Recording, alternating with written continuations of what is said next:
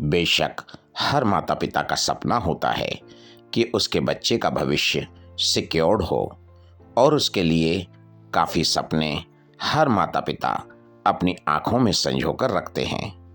हर वक्त उस बच्चे की डिमांड को पूरा करने के लिए तत्पर रहते हैं ताकि वह बच्चा किसी भी प्रकार से किसी भी सुविधा के लिए अपने आप को वंचित महसूस नहीं कर सके।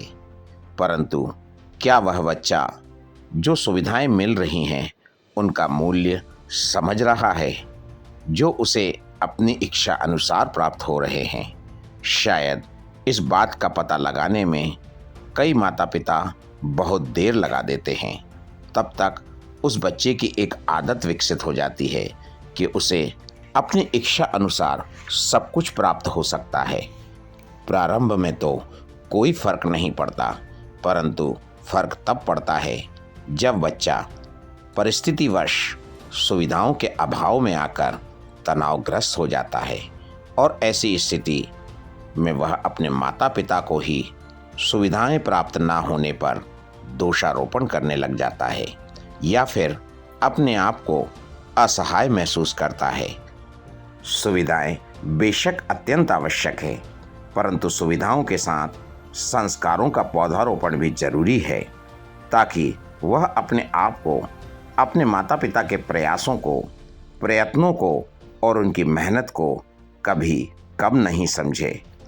आज कई ऐसे केसेस देखने को मिलते हैं जहां पर हर सुविधा को प्राप्त कर रहे बच्चे अपने लक्ष्य की ओर बढ़ने की बजाय भटक जाते हैं। वे सुविधाओं का उपयोग करना ज़्यादा महत्वपूर्ण समझते हैं, जिससे उनकी नींव तो कमज़ोर होती है, परंतु साथ ही वे विषम परिस्थिति में अपने आप को ढाल नहीं पाते, अपने आप को संभाल नहीं सकते।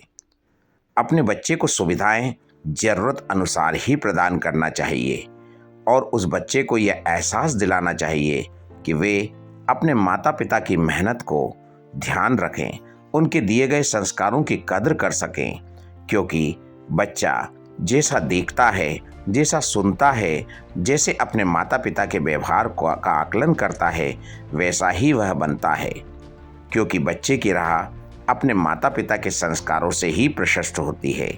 इसलिए सुविधाओं से पहले संस्कार बेहद जरूरी है ताकि सुविधाओं का सही समय पर सही उपयोग हो सके।